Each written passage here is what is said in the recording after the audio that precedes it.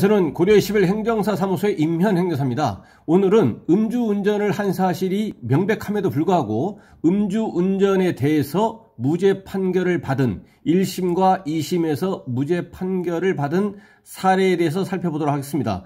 기본적으로 범죄가 성립하기 위해서는 범죄 구성 요건에 해당이 되어야 되고 위법성이 있어야 되고 책임이 있어야 됩니다. 그런데 이러한 범죄 구성 요건 중에서 위법성이 인정이 되지 않아서 위법성이 배제돼서 위법성 조각 사유에 해당이 되어서 결과적으로 범죄가 불성립하고 처벌이 되지 않은, 무죄가 돼서 처벌이 되지 않는 사례를 살펴보도록 하겠습니다. 음주운전으로 처벌받기 위해서는 음주 한 채로 0.030%의 음주 수치로 운전을 하면은 범죄 구성 요건에 해당이 되고 위법성 조각 사유가 위법성 조각 사유가 없다면 위법성이 존재하는 것이고 책임성이 인정이 된다면 결과적으로 이제 처벌을 받게 됩니다. 그래서 오늘의 쟁점은 범죄 성립하기 위한 요건 중에서 위법성 조각 사유 중에서 긴급 피난에 해당하는 부분을 언론 보도된 사실관계를 토대로 해서 그 쟁점 중심으로 살펴보도록 하겠습니다. 네, 오늘 영상의 내용이 도움이 되었다면 구독, 좋아요 부탁드리겠습니다. 그리고 이 영상의 끝부분에는 관련 영상이 연결되어 있으므로 필요시에는 참고하시기 바랍니다. 네, 먼저 제목을 보시면 400m 음주운전, 항소심 서도 무죄, 이유는? 이라고 되어 있습니다. 그 구체적인 내용을 계속 보시겠습니다. 네, 보시면 대리 기사와 다퉈서 교통사고 위험이 높은 곳에 방치된 차량을 음주운전한 40대가 항소심에서도 무죄를 선고받았다라는 것은 1심에서도 무죄가 선고됐다는 것입니다. 계속 보시면 울산지법 형사항소 1부는 10일 도로교통법 위반 혐의로 기소된 A씨에게 무죄를 선고했다고 밝혔다. A씨는 지난 2020년 9월 밤 울산의 한 도로를, 도로입니다. 도로를 혈중알코올 농도 0.187% 상태로 300에서 400m가량 운전한 혐의로 재판에 넘겨졌다.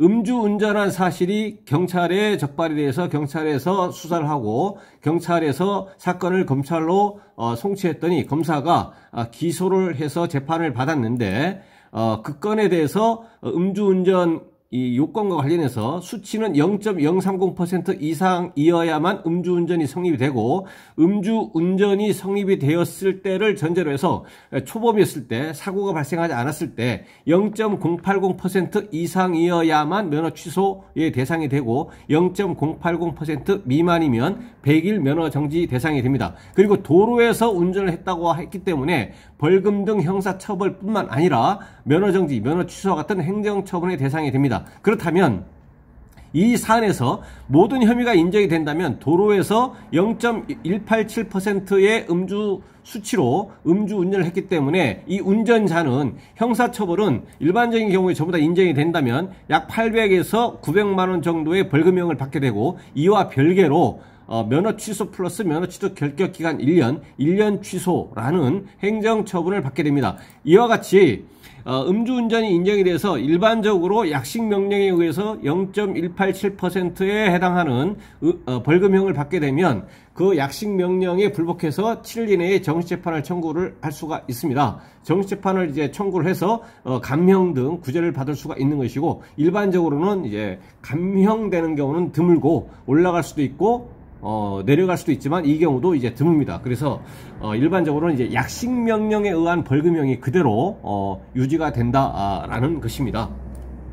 그래서 당시 이제 A씨는 대리운전 기사를 불러서 귀가하던 중, 그러니까 이 운전자는 대리운전 기사를 불렀다는 얘기는 최초에 음주운전을 하려고 했던 의도가 없었습니다. 음주운전을 회피하기 위해서 대리운전 업체에 연락을 해서 대리운전기사를 요청을 했고, 그래서 대리운전기사를 불러서 대리운전기사로 하여금 운전하도록 해서 귀가를 했던 것이죠. 그래서 이제 귀가하던 중에 이제 대리운전기사와 시비가 이제 붙었던 겁니다. 요금 문제라든가 이동 경로라든가 통상 그런 것이죠. 그래서 대리운전기사가 시비가 있어서 그랬더니 그 대리운전기사는 그 자동차를 그대로 세우고 자리를 떠났다라는 겁니다. 그래서 참고로 여기에서 대리운전기사가 자동차를 그대로 두고 자리를 떠났는데 이 부분에 대해서 대리운전기사가 처벌을 받을 수 있습니다. 일반교통 방해죄 등으로 이제 처벌받을 수도 있습니다. 대리운전기사가 처벌받을 수 있다는 얘기죠. 그래서 대리운전기사가 가버렸기 때문에 이 운전자, 이 A씨는 그 자동차를 직접 운전해서 이동주차하다가 이제 적발됐다는 얘기죠. 이동주차하다가 적발됐다. 그래서 이동주차하게 된 그 구체적인 경위가 어떻게 되느냐. 그거에 대해서 A씨는 뭐라고 했냐면, A씨는 법정에서 대리운전기사가 차를 세워준 장소가, 그 세워준 장소가 우회전 모서리 차로 부근, 예, 우회전하는 모서리 차로 그 부근이었기 때문에 다른 차량들의 그 통행을 상당히 방해하고 추돌 사고 우려가 있었다라는 거죠. 그래서 예, 다른 차량 통행을 상당히 방해하고 추돌 사고 우려가 커서 운전할 수밖에 없었다라고 항변했다. 이것이 이제 구체적으로 음주운전을 하게 된 경위라는 것이죠. 당시는 심야인데다 차량이 정차된 지점이 주정차가 금지된 곳인 만큼 비상등을 켜고 삼각대를 세우는 등의 조치만으로 교통사고를 충분히 예방하기 어려웠다는 설명이다. 그래서 운전을 했다는 얘기입니다. 예, 그래서 여기서 0.187%의 상태로 300에서 400m 가량을 운전했다라는 겁니다. 그래서 1심에서는 뭐라고 했느냐? 1심 재판부는 긴급피난에 해당이 된다며 무죄를 선고했다라는 겁니다. 긴급피난에 해당이 된다라고 그 이유를 이제 하면서 이것은 이제 무죄다라는 겁니다. 그래서 이것은 제가 서두에 말씀드린 것처럼 자기나 또는 타인의 법익에 대한 현재의 위난을 피하기 위한 행위에 있어서 상당한 이유가 있다고 인정이 된다면 위법성 조각 사유에 해당이 되어서 비록 그 범죄에 해당하는, 여기 음주운전에 해당하는 구성요건에 해당이 된다고 하더라도 위법성이 배제가 되어서 결국 종국적으로 범죄가 성립되지 않아서 처벌이 되지 않습니다. 그래서 1심 재판부는 당시의 상황이 긴급피난에 해당한다면서 무죄를 선고했다라는 얘기죠. 당시 자동차가 정차된 곳이 우회전하기 직전에 모서리 부근으로 교통사고 발생의 위험이 상당히 컸다는 게 그 해당 이유다라는 겁니다. 긴급피난은 급박한 유급하고 곤란한 경우를 피하고자 부득이 취한 행위를 뜻한다. 이것은 형법 제22조 22조에 이제 규정이 되어 있는데, 위난을 피하기 위한 타당한 이유, 상당한 이유가 있으면 처벌하지 않는다라고 규정이 되어 있습니다. 그렇지만 이제 검찰에서는 재판에 넘겨서 처벌을 해달라고 한 그 검찰에서는 이에 대해서 인정하지 못하겠다라는 것이죠. 검찰은 A씨가 사고를 방지할 다른 방법이 있었다는 취지로 항소했다. 이것은 1심 판결에 불복해서 검사가 항소했는데, 다른 방법이 있다라는 것은, 사고를 방지할 다른 방법이 있다라고 하는 것은